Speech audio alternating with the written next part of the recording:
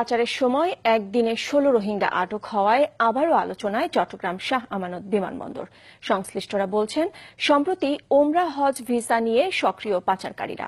এই অপতৎপরতায় লিপ্ত অন্তত ১১ ব্যক্তি ও ৩টি এজেন্সির নাম উঠে এসেছে গোয়েন্দা সংস্থার তদন্তে, যাদের মধ্যে রয়েছেন সিভিল এভিয়েশন, ইমিগ্রেশন, পুলিশ আর ২টি এয়ারলাইন্সের কয়েকজন কর্মকর্তা কর্মচারী।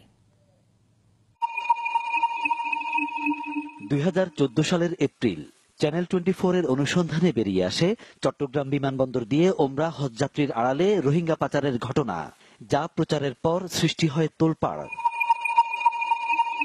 কিছুদিন এই তৎপরতা কমলেও আবারও সক্রিয় হয় দালালরা, শুরু হয় রোহিঙ্গা পাচার।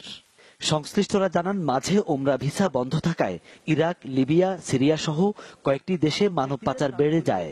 তবে ওমরা ভিসা পুনরায় চালু এবং রোহিঙ্গা অনুপ্রবেশ বেড়ে যাওয়ার পর এই চক্রটি বেশ তৎপর। সবশেষ গেল বুধবার ধরা পড়ে এমনই ১৬ জন। শাহ আমানত দিয়ে রোহিঙ্গা সহ মানব পাচারের বিস্তারিত জানিয়ে গেল ১ বছরে ৪টি প্রতিবেদন দেয় একটি গোয়েন্দা সংস্থা, যাতে উঠে আসে সিভিল এভিয়েশন আর ইমিগ্রেশন, পুলিশ সহ বিভিন্ন সংস্থার কয়েকজনের নাম। তবে বিমানবন্দর ব্যবস্থাপক বলছেন, এই চক্রটির অপতৎপরতা ঠেকাতে নানা উদ্যোগ নেওয়া হয়েছে। এত বেশি সিকিউরিটি সিস্টেম আছে, এক্ষেত্রে করা কিন্তু খুব কঠিন, এবং ওই ব্যাপারগুলো ওরকম যদি কেউ করার চেষ্টা করে সেক্ষেত্রে সিসি ক্যামেরা চলে আসে।